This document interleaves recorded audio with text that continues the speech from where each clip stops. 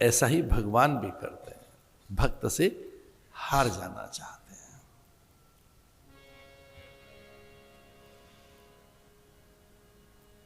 अतः राज्ञवैव वृद्धस्य चिरजीविनः प्रीतिरेषा कथम रामौ राजास्यान्मे जीविते।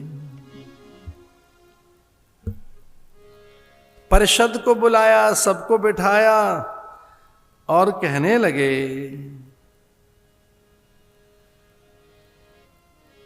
सुमंत्र से, अरे सुमंत्र दर्पण तो लाओ।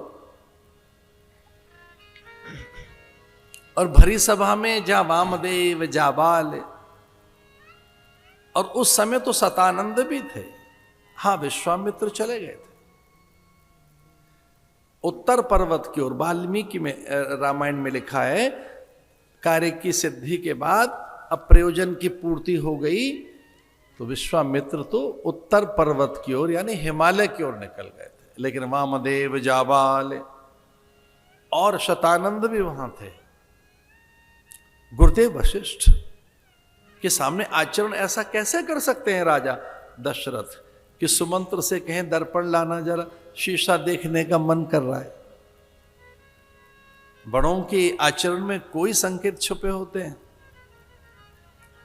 इसलिए एकदम को मनोगत और मनोभाव मत बना लीजिए। पहले कोई अलग प्रकार का विचार अंदर मत गढ़ लो गुरुओं के किसी आचरण को देखकर। थोड़ा धैर्य रखिए। ज्येष्ठ जनों के आचरण से कोई मनोगत धारणाएं, कोई विचारणाएं, कोई आग्रह, कोई अलग प्रकार के दृष्टिकोण मत गढ़ लीजिए।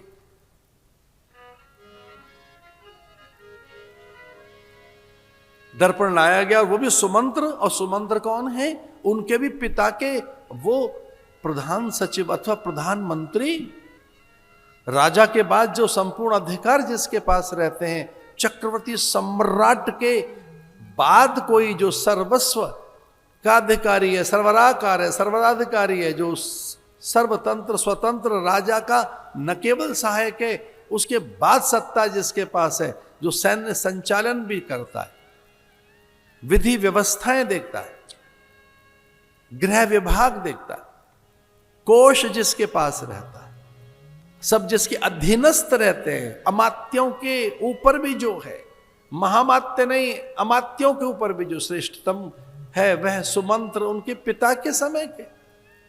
किसी उन्होंने अनुचर से नहीं कहा, किसी दासी से नहीं कहा, किसी सचिव और सेवक से नहीं कहा, सुमंत्र से कहा जरा दर्पण तो लाओ, शीशा तो देख ले।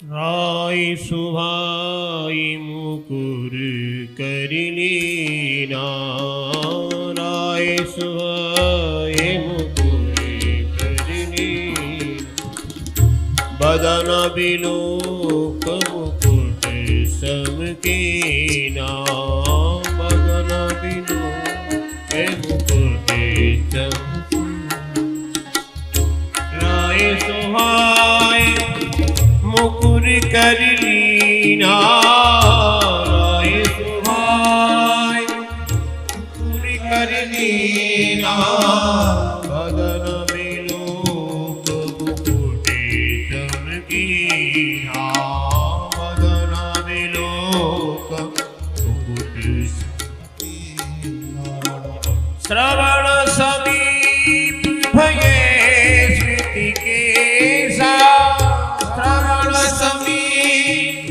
भये श्रुति केसा, श्रवण समीप, श्रवण समीप भये श्रुति केसा, मनहु जरठ पन अस उपदेशा, मनहु